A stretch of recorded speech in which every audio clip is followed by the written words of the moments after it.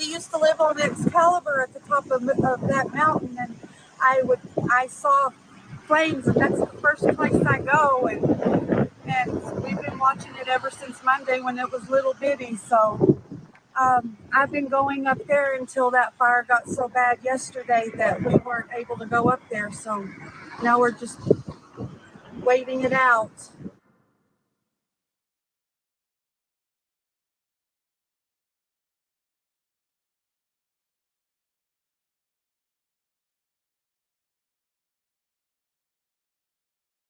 Very glad everybody got out that needed to whenever they had to, even just for their own safety. But it's been nonstop planes, nonstop sirens. It almost felt like being in the middle of a war zone with all the smoke surrounding on the calm area right here in the middle. But that's what's scary, because they just started coming by about 30 minutes ago, so I knew something happened. Luckily, it looks as though right behind us here, we might have some rain coming towards us. We can feel the drops now, and hopefully it'll all be coming our way again. We've lost about 1,400 structures. Now, many in the media already reported that. Thank you. What we also believe to be the case, it's not confirmed, that about 500 homes are in that mix, again, making this one of the most devastating fires in New Mexico's history. We're going to see anywhere from 200 to 300 additional firefighting personnel. Now, given that we're all challenged by resources and fire season around the country, the clarity here about the risks to people in high living areas, concentrations like Ruidoso, is sufficient to make sure that we've got the right firefighting personnel.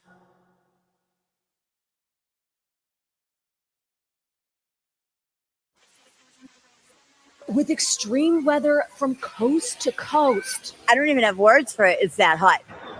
From tropical storm flooding in Texas to deadly and devastating wildfires out west and sweltering record-breaking heat in the Northeast. Just outside New York City, a double commuter headache on the roads and rails. On Thursday, the heat fueling a brush fire, triggering a massive traffic jam on I-95, and power outages forcing the suspension of Amtrak and local train service, causing a ripple effect of delays and cancellations on the busy Northeast corridor. I am exhausted. It is hot. I can't do it anymore. In the city's streets, doubling as splash parks with the help of fire hydrants turned sprinklers. Across the tri-state area, power grids being pushed to the brink by the increased demand for AC. Further north in states like Massachusetts, New Hampshire, and Vermont, where searing heat is unusual, many people don't have air conditioning at all. Everybody asks if we have AC. We do not. One Massachusetts district ended the school early so that kids and teachers could avoid sweltering classrooms. Brutal. Very, very hot. I feel bad for the kids who have to walk in it, too. Heat alerts stretching coast to coast today, with millions under alert on the West Coast and more than 64 million Americans sizzling in the Ohio Valley and the Mid-Atlantic. Across the country in New Mexico, a major disaster has been declared after a deadly wildfire devastated communities, destroying hundreds of homes and forcing thousands to flee. Crews nowhere near containing that blaze. Meanwhile, parts of the Texas coast are still dealing with extreme flooding, even though Tropical Storm Alberto is long gone. I didn't actually think it was going to happen 2 days back to back. It receded yesterday pretty good, and this morning we woke up, but we're completely covered again. And it looks like it's only going to get worse. Experts are now predicting above average temps for the entire nation for the month of July. They're pointing to climate change as the culprit. Hoda? All right, Erin McLaughlin there from Jones Beach. Erin, thank you.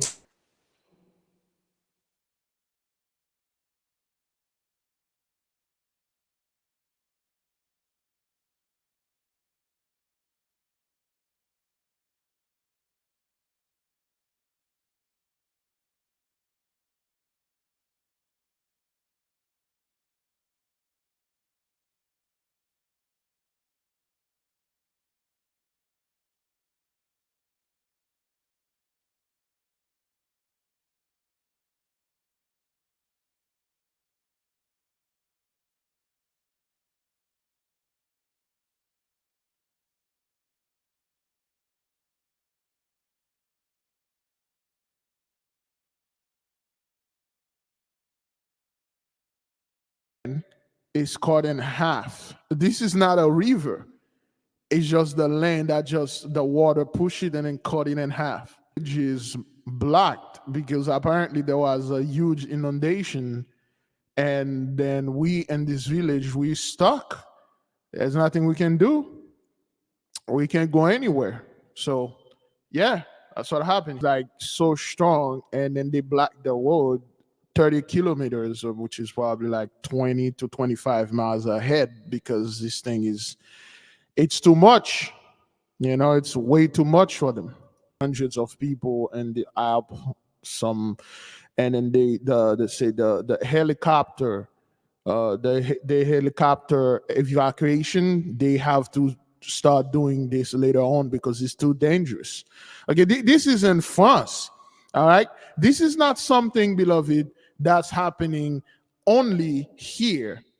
Okay, the weather is intelligent. The climate is intelligent. It's alive. It's a being. It know what it's doing.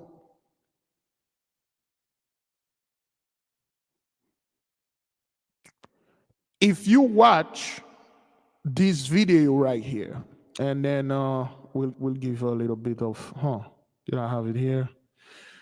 Give me a second. I had this video right. Whoops. All right, let me see if I can get it right quick. I had this video right here. Let me see if I can get it.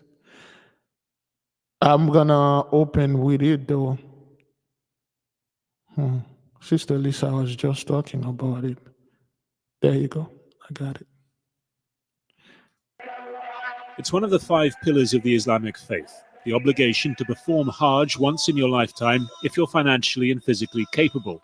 But how to assess in advance your ability to withstand days of outdoor exertion in an ever more unpredictable and extreme climate. Videos posted on social media this week, which we can't independently verify, purport to show bodies lying in the street. The AFP news agency says more than 1,000 pilgrims have died, based on a tally of figures from foreign diplomats. The Saudi government has so far given no official number.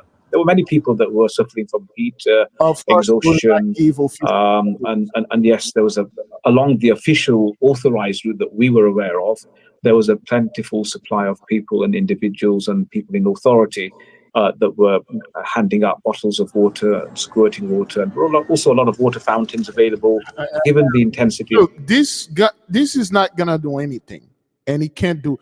You see how there is no sun, the sun is not blazing. You would have thought like it's the sun doing this. You would have thought like the blazing of the sun, because it's the desert, there's so much heat over there and stuff, but you don't see that. It's just, it seems like it's about to rain. Okay, that's a rainy weather here. The heat, okay. I think in the coming years, I suspect that they do need to take some further action. More than 600 of those who died were reportedly Egyptian, the overwhelming majority of them unregistered pilgrims, people who'd come in on cheaper tourist visas or overstayed work permits and wouldn't have access to the same air-conditioned facilities as those on official tours. One UK-based critic of the Saudi government says it's become a two-tier experience. We see that all the hierarchies are reproduced, so the poor ones are actually the ones who suffer most, and this explains why there's so much death among certain pilgrims from particular countries like Egypt, Bangladesh, Morocco, Tunisia, etc. This year's Hajj is the deadliest since 2015. So, well, let's skip this one right here. Okay, all right, let's come back right here. Now, of course, beloved, they're going to tell you, okay, well, the majority of the people that are perishing, that are no more, they are poor Egyptian, they are poor people. And it's like, 1,000, barely 1,000. It's like 600, 700 people that perish, Well, don't worry about it. Next year, we're going to do better. They're never going to tell you there is 1 or 2 or 10 billionaires one of those era billionaire that's fell, and then he's not waking up. They're not going to tell you, hey, there are a couple of those rich folks that didn't make it.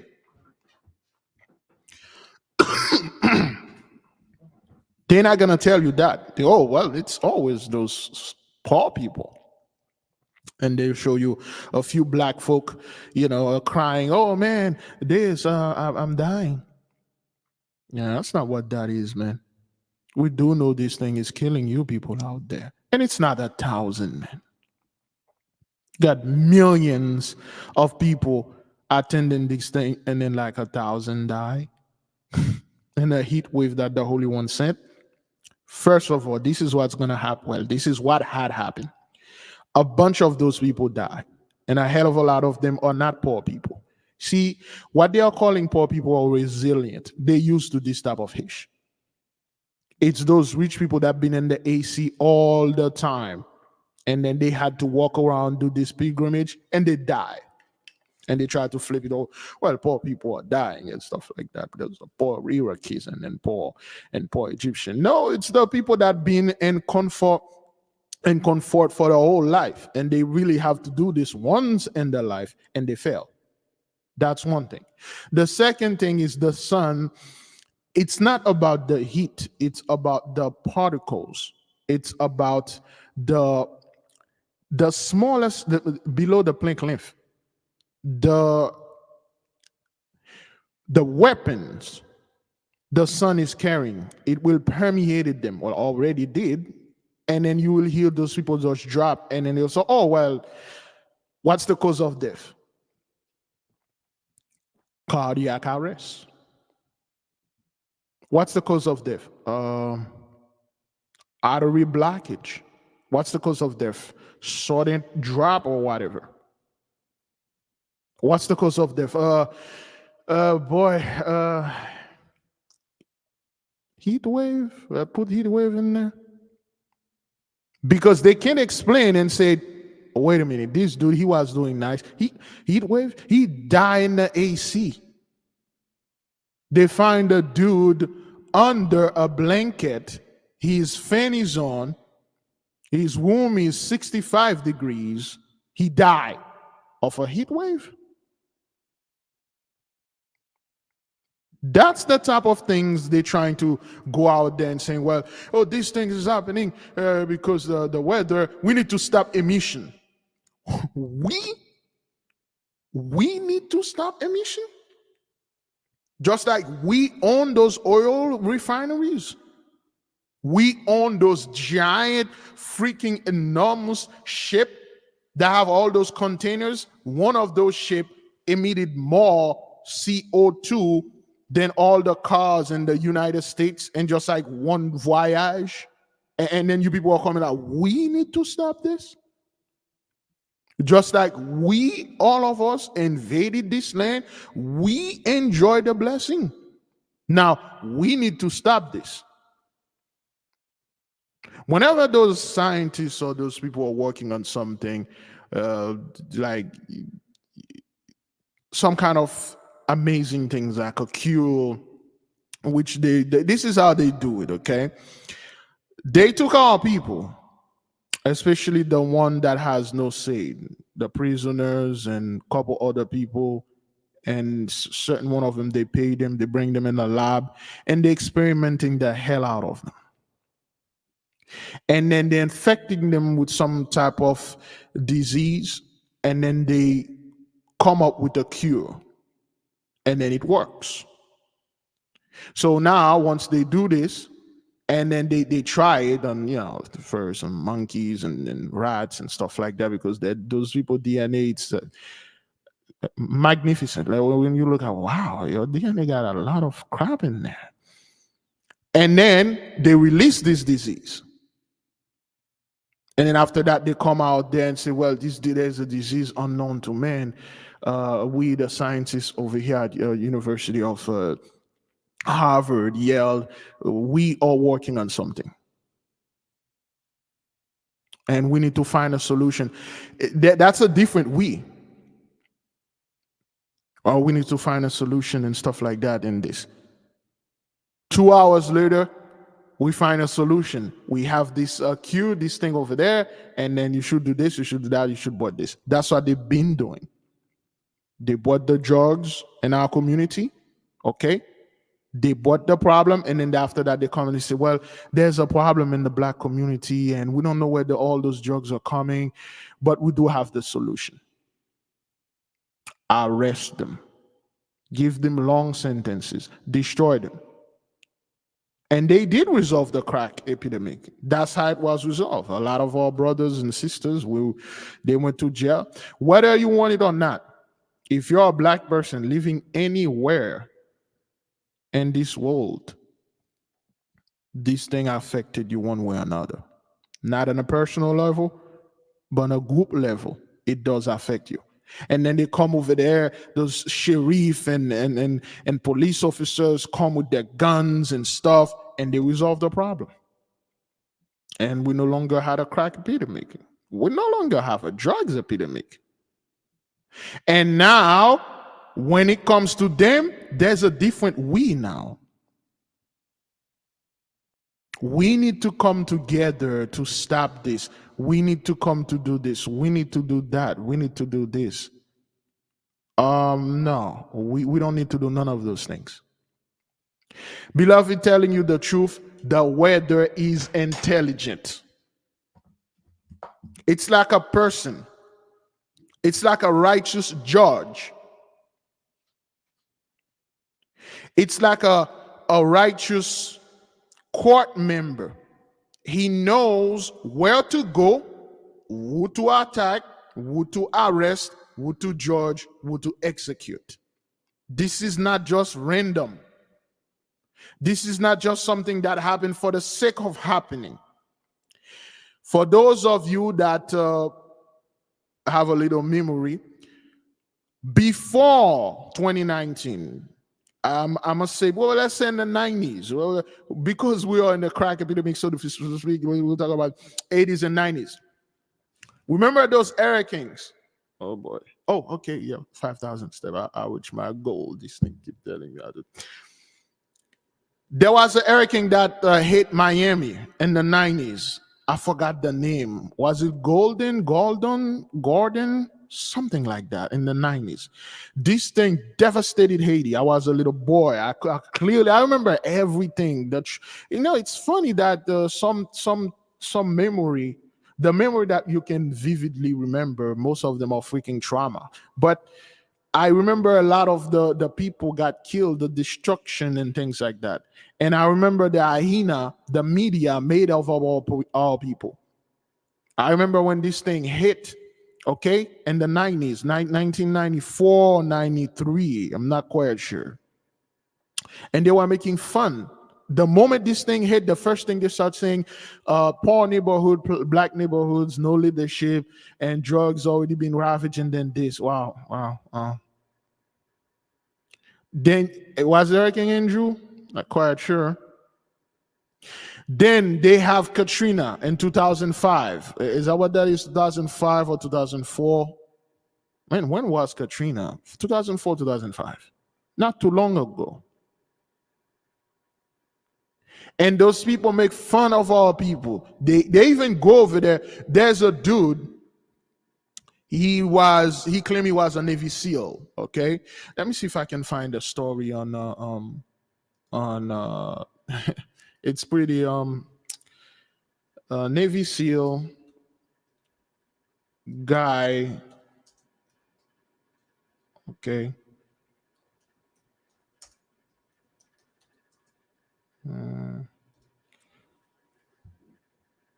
Okay. All right. So, okay. All right. Let me see if I can share this with you, and then we'll move to the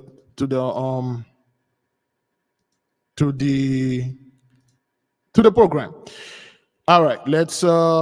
This is JC Ventura. Okay. He used to be a wrestler, if I'm not mistaken. Good guy. Let's watch.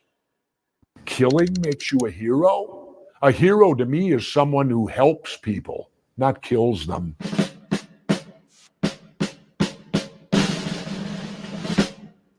Okay? In his book, American Sniper, which they made a movie out of, Chris Kyle wrote that he assaulted J.C. Ventura at a bar for making offensive comments about the Navy SEALs. Okay? He claimed he punched J.C. Ventura. All right? Okay? A hero has to have honor, and a liar has no honor. That's the definition of hero. A hero must have honor. Well, if you're a liar, you don't have honor. And of course, you know, the shirt that he's wearing, you know who's in the shirt, of course. So this is J.C. Ventura, a bona fide Navy SEAL. All right? You know, that's interesting. I posed the question once, who's more powerful, God or government? Clearly government. Because God says, thou shalt not kill. And there's no... Of course, thou shalt not murder. They change it into kill. Okay? There is murder, there is killed. Okay? You can kill someone, but you cannot murder someone. You can somebody break into your house trying to kill you, you shot, that person died, this is kill. You're driving a car, get into an accident, or you hit somebody, that person died, you kill it. Okay, there was an accident, the person died, or you have an animal that killed the person, that's killed. Okay, but with you intended to kill this person to take something away, or by jealousy or an emotion, that's murder. It's two different things. But anyway, asterisk there. Thou shalt not kill. Yet, if you kill for government, you're not only allowed to do it, you're a hero. What makes you a hero? Because you go kill for government. You did your job. Kyle was probably a great sniper. He did his job. But killing makes you a hero? He was a great Navy SEAL sniper. But use the word hero? When how many people did he kill in the world? A hero to me is someone who helps people. And again, you remember 83 have that hero concept. What is it? It's like a disease. Every little thing those people do, they are heroes. Firefighters put out a freaking fire. Those the heroic term, the heroic valiant, the heroic gallantry, the heroic bravery, bravado. You see that, like, yo, this is your freaking job, son. You don't put a fire out or you arrested this dude. You're a hero. You are, we need to celebrate our hero and stuff. But anyway. Not kills them. Okay, a Minnesota court ruled in favor of Ventura and awarded him $1.8 million. Okay, as you may know or may not know, J.C. Ventura is a huge fan of Jimi Hendrix. Okay.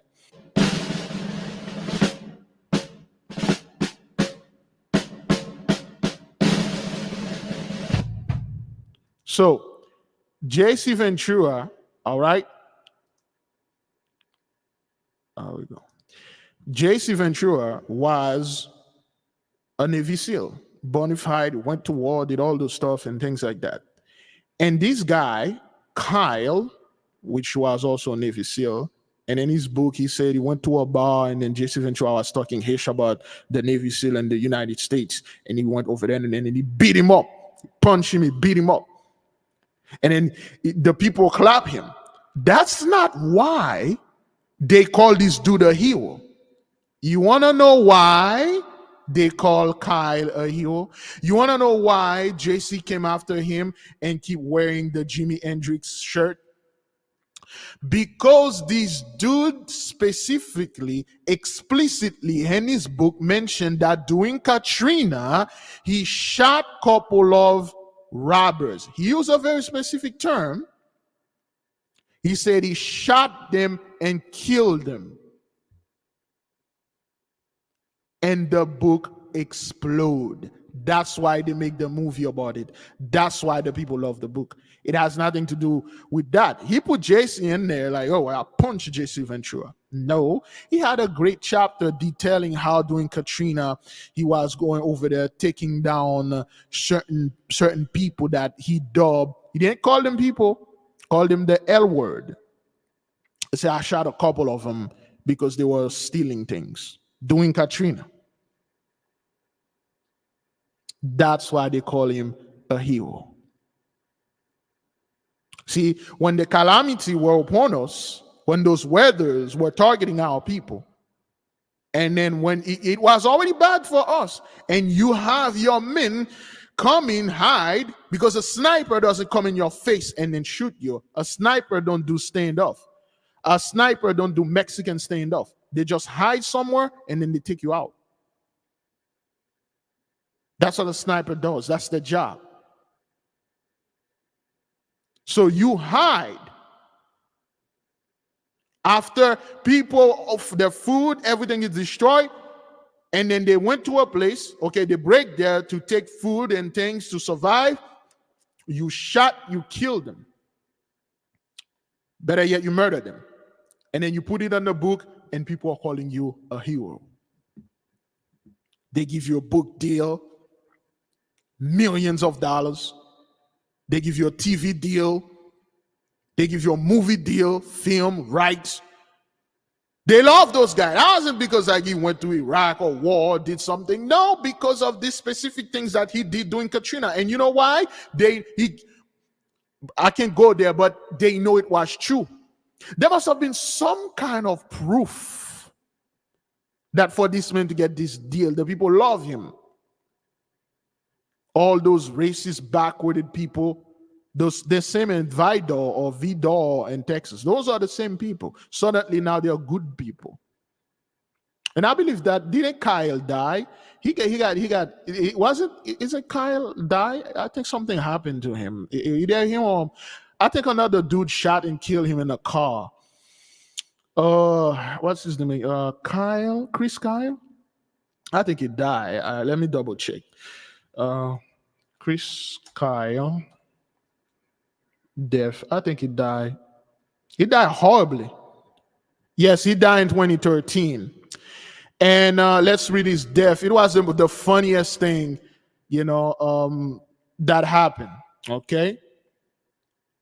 All right. This is what happened. This is how he died. On February 2nd. Okay, well, let's read the whole thing. Murders of Chris Kyle and Chad Littlefield. Okay, this is why he indeed was murdered, because he was murdering our people during Katrina. That's what happened.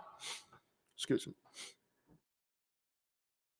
All right, let's read this, and we will move to the prayer, okay? On February 2nd, 2013, Christopher Scott Kyle, okay?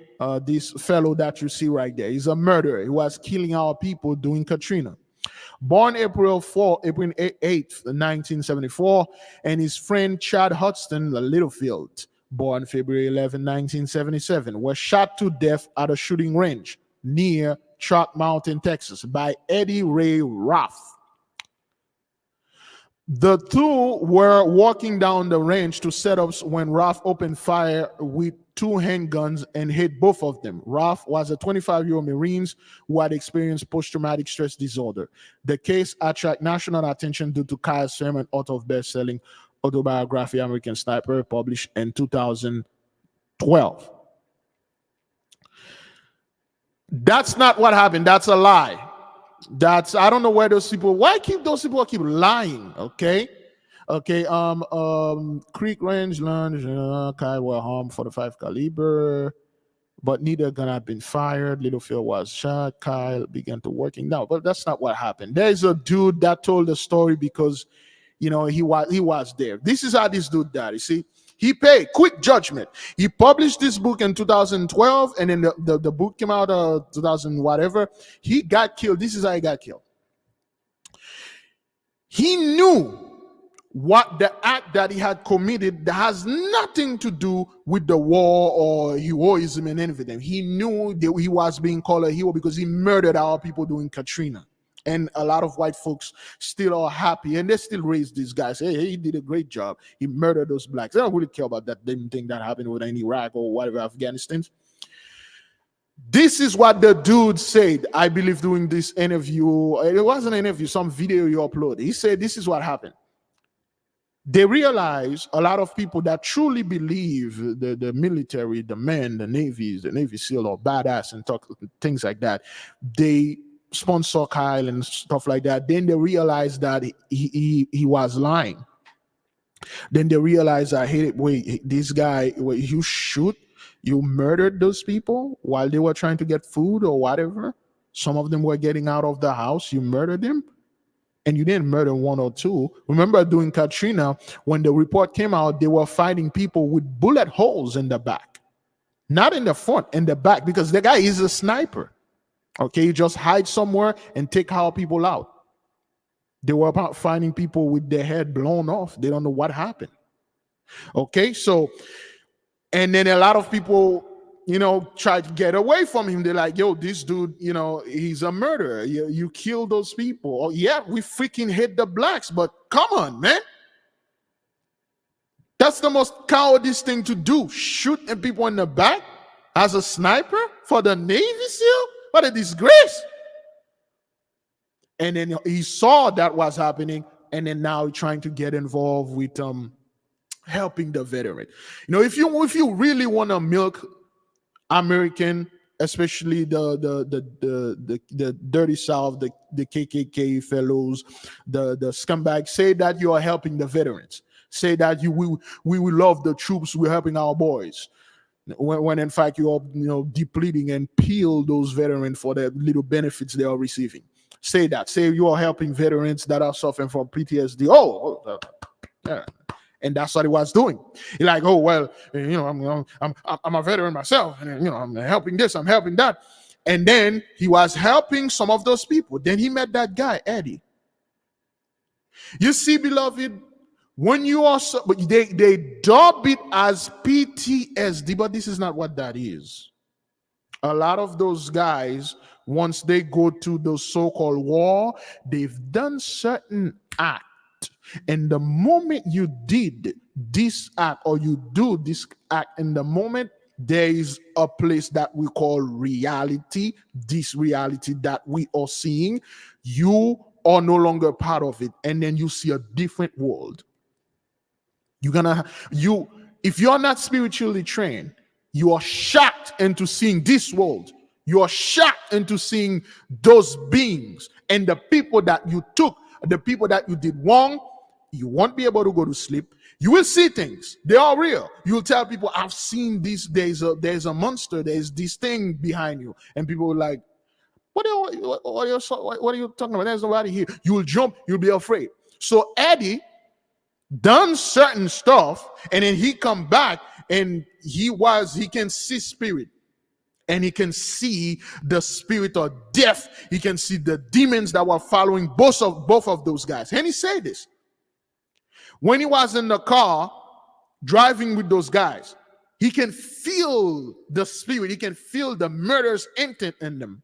And they were texting. Kyle and his friend were sitting in the front, and this dude was sitting behind them. And the dude, the friend of Kyle, he was texting. He said, this guy is a nut job. He's a lost cause. Let's freaking ditch this guy. Let's do this, let's do that. And then they were looking at each other, smirking, and looking at the guy in the back sitting there and say, hey, you okay, man? And the guy in there, he never talked. He never said one word. Every time they keep asking the dude, you okay, man, and stuff, he just watching them because he can see the spirit, the energy they were carrying. And then right at that moment, he took both of them down. He shot them in their back, just like he was shooting our people in their back. He murdered both of them. It wasn't Kyle by himself. He had a bunch of other people. When this thing happened, they call each other in their little communication radio, and then they just pick area, and they were shooting our people down. And this Eddie dude with 2 guns, he let them go before. I believe he was in the car with them. And then he put both guns right there in the back of their head and pulled the trigger and take both of them down.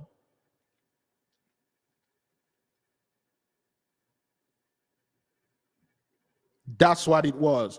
Wikipedia lying, oh, this dude. And they don't tell you like that guy. He wasn't suffer from PTSD or any of that. He did stuff and he started seeing things upon people. And then he saw there was 2 demons with him. He took them down.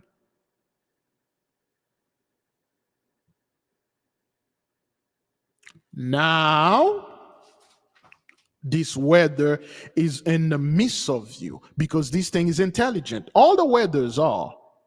They are targeting very specific places, doing for a very specific thing. Not calling this guy, well, he's a hero and stuff. And JC calling him now and say, you are a hero for killing people? And they know what he did. White folks, they have this code when they are talking. When he said he put down some looters, there I go say the word because YouTube gonna, you say looters. And he was saying that how they glorify doing interview. He was like, I protect American business. Remember, that was back in 2012.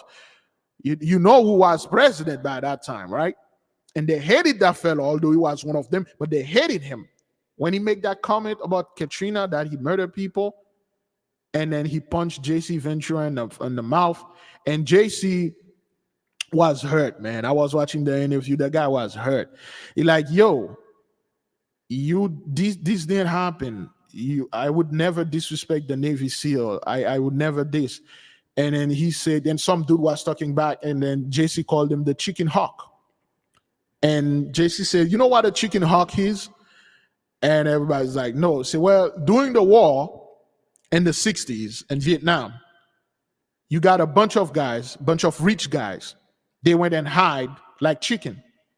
They used their family money. They went and hide during the war. They didn't want to do anything. And after the war, they come out there like hawks and have honor badge, people calling them heroes, and then come in and puffed up their chest and say, hey, I was in the war. Man, if I went to that war, oh man, you would have seen, but thank God I didn't go. Well, I went to the war, I did this. And then they are hawks. Thus come the form chicken hawks. They never did anything. When there is stuff, for instance, in the nation, we had a lot of chicken hawk. When things are safe, they are very safe. They don't want to get involved with anything. Okay? They are here. They are hawks. But when we start getting study into heavy books, especially magic, the Kabbalah and stuff, they run. And then they go hide to their leaders. They go hide under their generals. And then when they see those people are nothing about like BS and they stuck, and then they run here, they're like, oh, wow, I'm all about that magic, man. They are hawks now. Stolen valor. Chicken hawks. A chicken hawk is this guy that played very safe. When things are tough, they run. They run off grid. They don't want to have kids. They don't want to have wife. They don't want to have no responsibility. They don't want to work. They don't want to sit there and stuff. But when the blessing come, when they see the men that putting the work are getting the blessing, and then they come out there, oh man, I was always there, but I was in the background. You didn't see me, didn't know me, but I was there. I'm there. So I'm back in the city now. Yeah, come mess with us. Our power's back now. Ain't that right, Big Levi? Hey, you didn't stand up with us, man. You fled. Do you know there is a law that says if there is war, the Israelites going to war, and if a man you feel any fear, stay home. It's a law, it's permissible. You cannot go to war. If your wife is pregnant, you cannot go to war. If you just married, you cannot go to war. If your children are sick, you cannot go to war. It's unlawful to do that. There's laws in the Bible that says this. Our laws say that if a man feel any kind of fear, usually if the man is married and he have children, and then he like, yo, man, something happened to me and stuff like that. If you have any doubt, and then the captain will say, all right, stay home.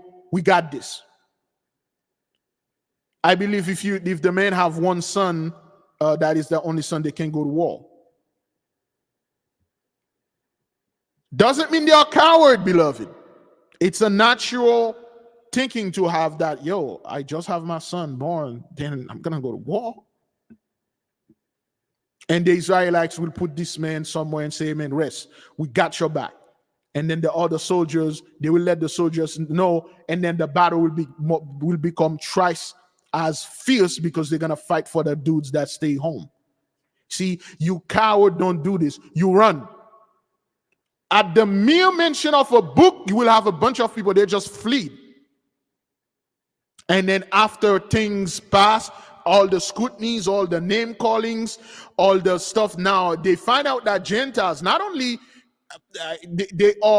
They agree with everything that we are saying. Now they are stealing everything that we are saying. We cause the action, they do the reaction, and everybody want to come here like hawks, and then, hey man, we're hawks too, man. Okay, so that's what J.C. Ventura called a chicken hawk. You did not stand your ground. I may not know you per se, but the Holy One, the angel, know you. You didn't pass the test. You fled. You did what the brother did to the beloved brother. When the rooster crowed, you say, I don't know this guy. I don't know him, because they had the sword. When they ask you, do you know the Most High God Almighty? You say, no, I don't know him. I know this dude. I know Jesus. I know my leader. I'm saved. And then you run to your leader. Now you see your leader can't do anything to you. Now you run right there. Like, hey, brother, what's up? Family with magic, right? Like, yeah, yeah, right? Big Levi, dude. All right, yeah. Let's go kick some ass. Don't work like that. Beloved, we're already an hour into this thing. Let's do a 5 minutes prayer. Excuse me. Boy, my body been absorbing a lot more water now. So, and I had the fast is amazing. I had a bunch of things in my arm, I don't know what they were, like whiteheads. I don't know. All of them are gone. I had an insane case of dandruff. I have 0 dandruff left. None. It's all gone. My face clean out. I still have a lot of junk in my face. It's just clean out. There are certain part of my body I still have stuff. It's just all gone. Everything is gone. My skin, it felt like I can look through my skin and I can see my face. But anyway, great glory to the mighty one. Heavenly Father, thank you for your blessing. Thank you for gathering with us. Thank you for showing us that, yes, indeed, this thing is everywhere. The weather is intelligent. Yes, the weather is alive and it's conscious. It's picking up pinpoint accuracy, demographic, and specific people. We are seeing how the weather is avoiding our people. Thank you for not giving us into shame and reproach. Thank you for giving our enemies into great shame and greater reproach. We see that the enemy, of course, now they're all over the place crying how thing is hard. Boy, those people have no idea. The mighty one haven't begun yet. We are seeing how 14, 15, 2,000 homes are burning to the ground. And of course, the 83, they're acting like, hey, my home burned down today. I built it the same day. They're always trying to put a brave face. And we do know this phase that they are going through, we went through it. You can only keep up the charade for a few more minutes. Few more seconds. Heavenly Father, thank you for having mercy upon us. Thank you for taking us out of Jacob's trouble. Thank you for putting the nation at peace. Yea, we are indeed on our 37th days of fast. We got that these 2.5 days. On Monday, the moment the sun rises for us gulers, the fast is over. And when the sun is set for the others, the fast will be over. For the so-called rulers, if you break through, your covenant is over. For anyone that tried to break through, your covenant is over. You had 40 days to do that. You did this on the 2nd and 3rd, 15, 20. That's good. We give the mighty one good praise, good glory for leaving the nation and keeping the nation a high vibration. We thank the Holy Spirit for being with us. She is a great modern protector and open our eyes and give us more knowledge, understanding. And we can't wait. Either we get out of here so the place can be cleansed, or those people get out of here and the place be cleansed. As you can see, everyone is stuck here, but there's a very specific group of people that are being removed and cleansed. Heavenly Father, thank you. May your will be done in this earth as it is in heaven. Selah. So be it. Give the Holy One great praise, great glory, beloved. Thank you for all of you that join unto us, be there with us. My apology today, I began the prayer so late. Then again, like I was saying, beloved, the candida that I have in my mouth, it was heavy. I tried everything. I couldn't get rid of this stuff. So this thing is done. My skin is clear. I had a little thing on my back. It was like an ulcer, and it did hurt. And it's been there for like at least 2 years. I don't know what it was, but I could touch it. It felt like it was going to burst. This thing is gone. I don't even see it. I had certain, I don't know what those things were. They were on my skin. I don't know if they were plaque or stuff. They just gone. My face become very smooth and all those stuff gone. And there are certain improvement in circulation. Of course, I still spit a lot and I throw up a lot. Of course, I did throw up blood.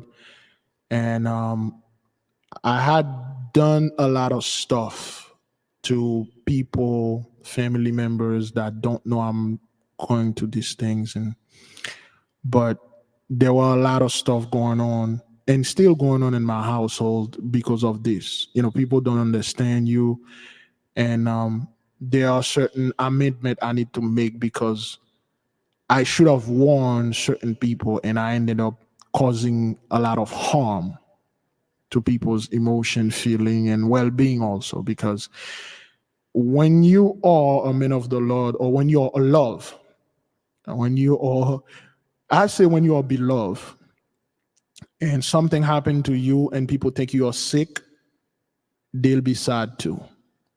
And they think you're gonna die. They don't know what's going on to you because you refuse to tell them. And they'll say, okay, well, he has cancer. The worst happened. He's going to die. I'm gonna lose him. And those folks will be sad too. All right, there'll be panic. And you do know there'll be stress. Stress can actually kill you. Okay? And those things can actually cause a lot of harm. When you see this all the time when you're watching those news, you see how a parent is grieving and they say their son or their daughters or their offspring and siblings, loved one, they die 988, and it caused more harm than if this person was just die by accident or by disease or even freaking murder. So, when this thing going on and then you have people in your home and certain stuff happen, you really can't tell them, and they become sad and they keep questioning you, and then you keep trying to tell them, I'm fine, man, I'm just going through some stuff. And then they realize, okay, well, you don't want to tell us and stuff like that. But yes, the stress can kill you. So I have remedied this. It's good now. Everything is good. And I had to tell them, hey, man, I'm freaking fine, people. It's just things happen. So this is good now. But overall, I'm having a lot of stuff. And I understand my body better now, and I know what's good and what's poison unto me. It's just amazing. I can sit down and say, this is poison to me. Excuse me. It's good, it's lawful, but it's poison to my system. I can quickly see what my system can reject and can accept. Okay, like I said, by now, get some probiotic for the gulers. Even if you did not complete the whole thing, get it. That has nothing to do with stuff, because you need to get the probiotic. You need to get the bacteria in your belly, balance. So with the health stuff, okay, I see a lot of benefit. I've slept a hell of a lot more better. For some, I don't know. I just go to bed and I wake up. I'm like, did I sleep? And I look at my watch, which record my sleeping whatever state. I'm like, well, I've been sleeping for like 6 hours, 8 hours, but it felt like I just go to sleep and wake up and I still got this energy and stuff. My mouth used to burn me like hell. There was two things that I really despise with the fast was my burning mouth and the spitting. And my mouth stopped burning. I didn't know why. And when I realized, I'm like, whoa, what? All this candida, it's gone. Well, I tried so hard for this thing. It's gone. And there are certain pain that I used to feel. And I realized that, okay, all right, well, since I have no food in my body, this thing, so that's what was causing this pain there. All right, then. I was not aware of this. And I am aware that a lot of people are doing extreme damage in themselves by not, well, I'm sorry, that's my body. I say, man, if I was one of those people, I would have died already because I didn't have this element in my body. And I realized how crucial this element is when I was depleted from it. At one point, I realized, okay, I'm missing this element in me. So this is why there's this onslaught online telling our people don't consume this because, oh, it's death. I would have died if I didn't have that element in me. It felt like I can look at anything and then it just split it in front of me. And then it split in two categories, the good and the bad, and it's just balance. And then I keep seeing the word that's drilling my mind doing this thing is called equilibrium. Balance. And it's this thing keeps saying pivot, pivot, pivot, pivot, P-I-V-O-T, pivot, pivot. Balance, unbalance, rebalance it. Unbalance, rebalance it. Keep it balanced, keep it calm. Okay. No extreme left, no extreme right, no extreme light, no extreme darkness. Balance. There are times you will need to go one dark only for a period of time. There's only a time you go light only for a period of time, but always balance. So that's one good thing. And a lot of other stuff happen in Revelation and stuff like that. But nonetheless, beloved, let's move in and I got about 13 more minutes. Today is June the 21st. Normally it's the opening of the portal for the summer solstice. The sun is today entering the process of reaching its apex. Well, it's zenith. Is that what that is? I'm always confusing the two things. All right, let me go ahead and just try to get the correct word. I believe it's zenith. All right, let's try. Wikipedia will lie to me. What's the difference between zenith and apex? Great. I don't want to know about company. Okay, zenith is overheard in the sky. You know what? Let's take them. Define zenith.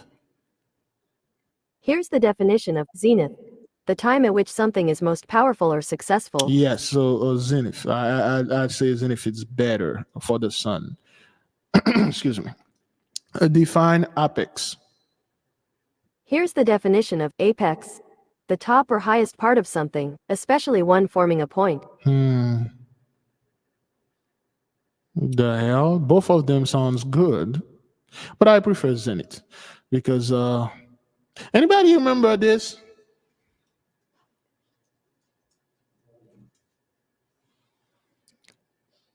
Anybody used to have one of those? Well, any of them.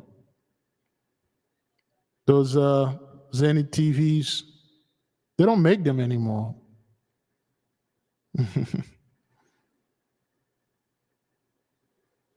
Man, $325 for 1970s Zenith TVs. I think I used to have something like this in my room. Which one I used to have? Used to be an old school, something like that, black and white. I used to love those things. They last forever. They last forever. I also have one like this. Got like 12 channel, and then you can put it on 0 and get the other channel, and that's it. Simple. I used to have something like that. Are they for sale? Check eBay's. Uh-oh. This one is $300. Like, yo.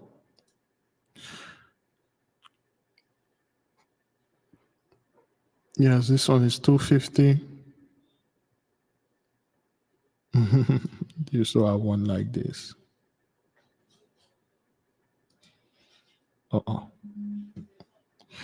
Oh, still working. Yeah, they'll build forever. This is the exact model I used to have. Yeah, you could change the color there, stuff. Good stuff, good memory. Good things. The antenna, remember that? Anyway, so I like to, maybe it's nostalgic for me, but I like to use the word zenith. It remind me and stuff like that.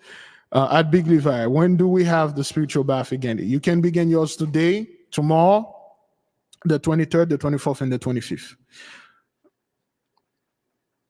You can begin them until the 25th if you wish to. You can only do you can do these things like once in your lifetime, or you can do it every year. It will depend. Some people do it once and then they're successful, they're good. No, it's personal. Things I do not like to discuss spiritual bath publicly like this. If somebody you need that, you may if you're students, you can contact me through Patreon. We'll discuss what we're gonna do.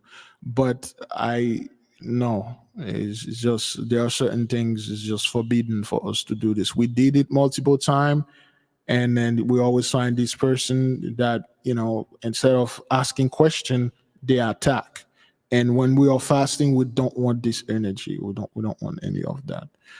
So if you need the information, you may want, if you're a student, good, it's there, it's on Patreon. You can let me know and I'll just repost it again for y'all. Excuse me. And the products that we have, they're only available for the students.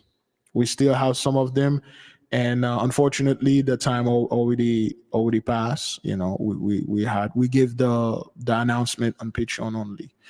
We don't ship things for people. For instance, a lot of our people, Jews and Gentiles alike, and whether they are 83 or not, they had succumbed to the pressure of those folks, and they had ingested the venom in them. And this venom, some of them are, a hell of a lot of them are all going no more, okay?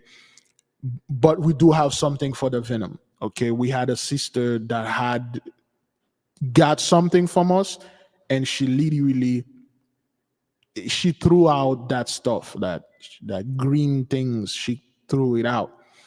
And another sister that she was having issue because of the venom, and then she took it, a brother that had it, and they are not in the truth, so to speak, okay? They are not in the truth.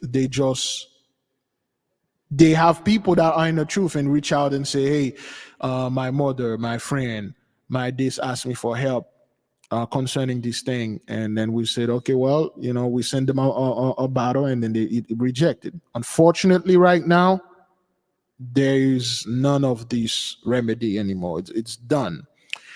There is a possibility for us to get more. However, like I said, so far it works for everyone. It works for everyone so far. However, I do not know for certain people, and if it does work for you, great glory, but it's going to be expensive. Like, we are talking about, if you ever had the Olympic gold medal, you looking at like the minimum, the same price range. It could be double or triple, because one, the ingredient to get this thing, it's seasonal, and the season is already past. If not, we may have to wait another year once we find the actual one to put in there for the season, for the stuff.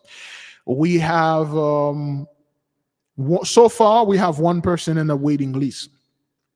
So if you're interested in getting this thing, when the Holy Mule is ready to go pick things up, that is if she can get them. We will reserve one for you that will help you. It's very simple. It's a very simple thing. It looks simple, but the action this stuff going to do inside of you, very complicated, very perplexed. So if you do need this, you may want to put a request for that. You may want to put a request. Like I said, we're looking up about like 1 to 3. I'd say 1, 2 to 3 G's right there. Because this thing, when we had it for 150, the people that have it, that's why I let the nation, the students have it. The last battle was purchased by Sister Pandora. That was the last one we had. And this thing become very scarce and it's very difficult to get. And something happened when we went down there. While we were getting it, Sensei almost died. Sensei, Jean-Aubert, Jean-Aubert's sister, and another dude that was in the car. They were going up the hill. There was no road there. The road is made for horses and things like that. And then the car just went out. And then the car is slipping back and there was no brake. What stopped the car was a little piece of wood that stopped the car from going down the hill right at the edge of the cliff. It stopped right there. Everybody in the car almost died.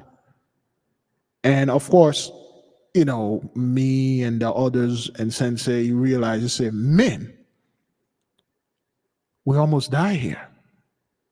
And we laugh, we give the Holy One praise. And after the stuff, we sat down and started talking, and he said, what the hell is wrong with your people, man? Why did you get those people? What the hell? Where'd you get those people, man? What those folks? Some of those people, you need to check them, because some of them. There's a guy that went and see one of our elders, and the elders told him straight up, there's nothing I can do for you. God himself is against you. So God, the dude, like, what do you mean? Say, I'm sorry, man. They kicked the dude out with a broom. They didn't even want to touch him. They tell the dude, God Almighty, the great creator, the great architect of this universe and universes, is against you. There's nothing we can do for you. The only thing I can do for you is just take you down right now. That would be a great mercy. But I don't want to get this thing on me. There's a law. It's in all nations. This law is also in the Bible. This law stated, not directly, it's an informal law. It stated, whenever you see someone, I will use the term homeless because that's like what the United States reduce people that do not have a house. When you see someone in the street losing their mind, or they have what you're calling mental illness, which has nothing to do with that, and this person is in a horrible situation, of course, you as a human being, your natural reaction will say, oh man, wow, that's very bad. God bless this person. That's bad, man. That he or she is in a terrible situation and things like that. Of course, this is what you saw, and this is what you see and witnessing. You see this part. There are certain things you didn't see, you don't know. There are certain stuff you don't know what this person did. The number one rule of this law say this person shall not be troubled. This person shall not be, you shall not make fun of this person. And above all, you shall not treat this person in any way that is negative. You should have compassion upon this person. And rule number one, you shall not murder this person. Because this person is dealing with a punishment, a judgment that the Most High God Almighty put upon it. And if you see anybody in a terrible position, in a situation they can't fight or can't do anything, you as a warrior or whatever that you are, you should not go against this person's loin. Oh boy. All right. Oh boy. All right. Mom? Okay, she's not ready. I think I got a minute or two.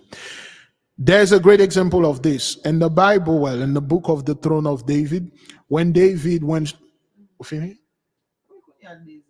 Okay, well, all right, good. All right, let me close with this. And the Throne of David, when David went, when Saul was after David's life, David fled to the Philistine. He went and stayed with the Hamites. So the Hamite king, the giant, they brought David in. Okay, David being like, 7, 8 feet tall. Back then those guys were huge. And the giant, they're like 20, 30 feet tall. They're like 10 times bigger than David. So they let David come in. So the king, the Philistine king, made David his captain of the army. And then now David become, to protect himself from Saul, his own brethren, his own people. He went and hid in the midst of the Hamites.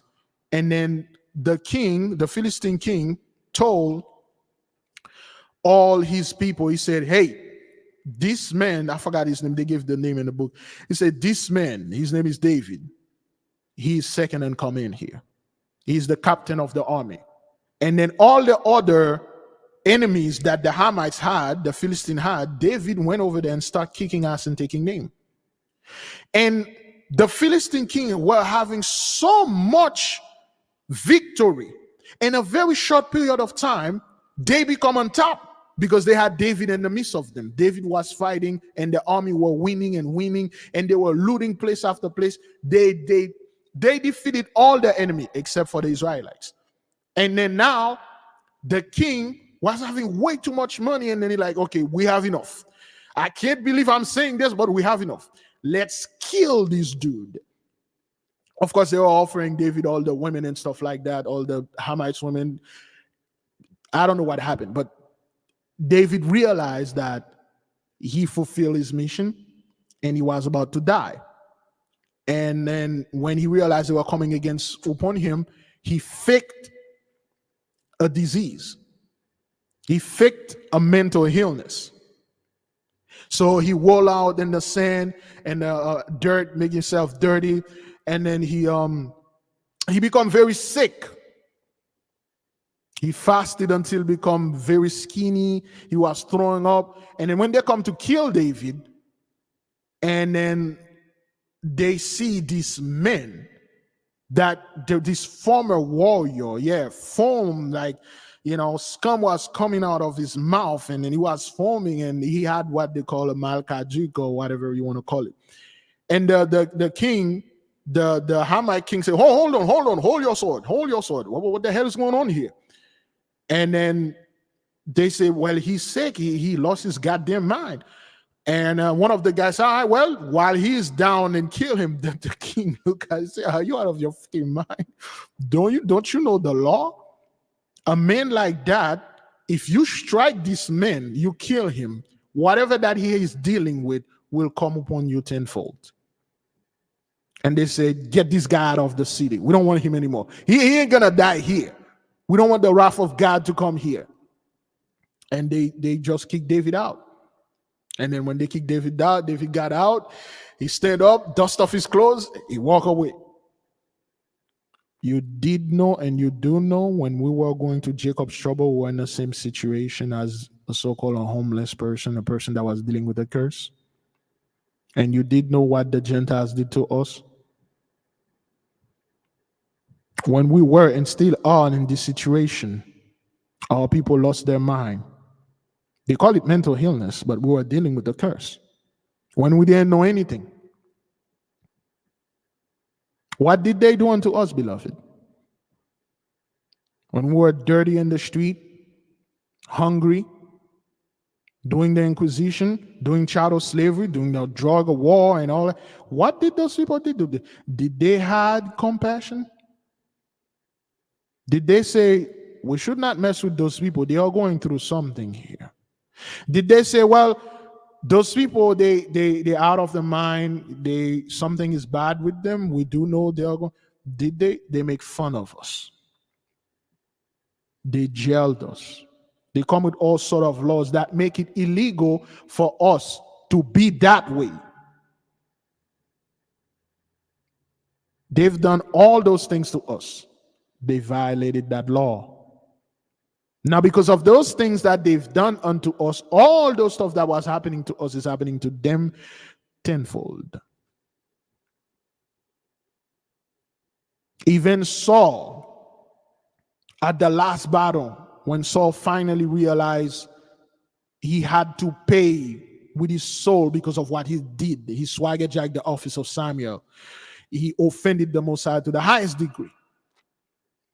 And then when he met the witch of Endor, the sorceress, the Phoenician woman, which was not a witch at all, she was a prostitute, which Doeg and all the other Israelites will go to her house and she'll do something, a little reading for them and stuff like that, tell them what they want to hear, but mainly her job was a prostitution, And then when Saul went over there, and then she's like, okay, well, are we doing this thing? I'll charge you $50 each. Doeg was about to get down, but Saul like, no, I'm not here for that. I'm here to see Samuel. But after he saw Samuel explained everything to him, he realized he had to pay with his soul. So in the battle, when Saul was dying, and the Philistine king, they saw Saul dying, and he was at his last point. And the guy said, go ahead, strike him. He said, oh, are you out of your freaking mind? This man is that he's dealing with something that is worse than death. Let's get the hell out of here. No one didn't want to kill Saul. Remember, David couldn't kill Saul. And when they asked David, why don't you just kill this dude? He tried to kill you multiple times. One, Saul was anointed. Once you are anointed, always an anointed. You can fail from grace. David said he's anointed of the Most High God. Let the Mighty One deal with him. A lot of people, Big Levi, why don't you come after this dude? Me? Let the Holy One come after this guy. David said, I will give him a service if I kill Saul.